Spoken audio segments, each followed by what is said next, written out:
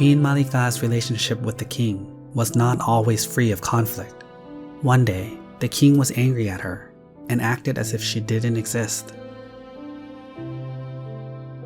When the Buddha arrived at the palace for his meal the next day, the Buddha asked about the queen. King Pasenadi scowled and said, "What about her?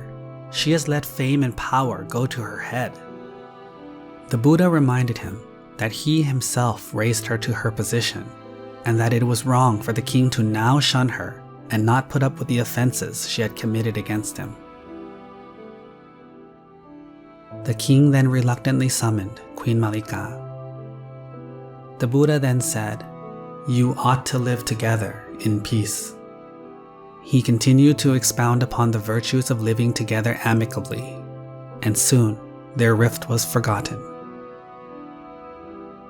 After the Buddha returned to the temple, many monks gathered and spoke of how wonderful it was that the Buddha was able to repair the rift between King Pasenadi and Queen Malika. When the Buddha came in and inquired as to what they were discussing, he said, "This is not the only time that I have reconciled these two lovers." Upon the monk's request, the Buddha told this story of the past. A long time ago, when Brahmadatta was reigning at Benares, the Bodhisattva was his spiritual advisor. One day, as the king looked out into the palace court, he saw a beautiful young girl selling jujubes.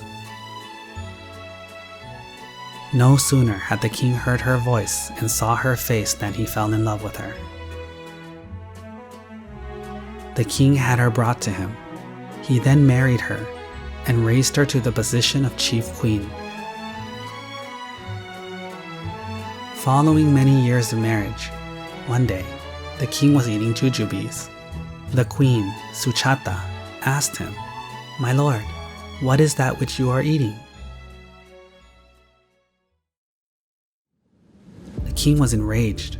He said, "You, the daughter of a fruit merchant, a seller of jujubes, do not recognize this jujube?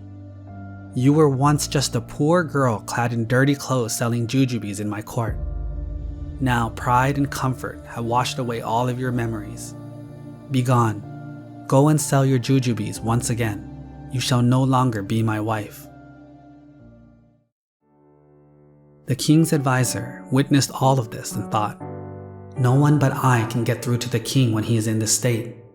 If I do not intervene, the queen will be cast out." The advisor then said, "My lord, forgive this woman for forgetting her past life. The comforts of high estate have truly affected her. That high estate was one that you yourself bestowed upon her. Forgive her, my lord, for anyone would forget their life of suffering when replaced with a life of comfort. No one wants to dwell on their past, especially a painful one. In addition, one's memory is not a permanent thing. It is subject to deterioration." Out of immense respect for the spiritual advisor, the king reflected upon the advisor's words. The king remembered the beautiful young girl selling jujubes with whom he had fallen in love. He reflected on all the loving years they had spent together. In his anger, he had in fact also forgotten how much he loved her. He realized that he was also guilty of forgetting the past. He was the one who raised her from a poor girl to a queen.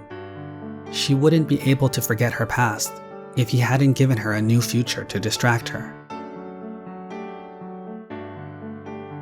The king forgave her and restored her to her former position.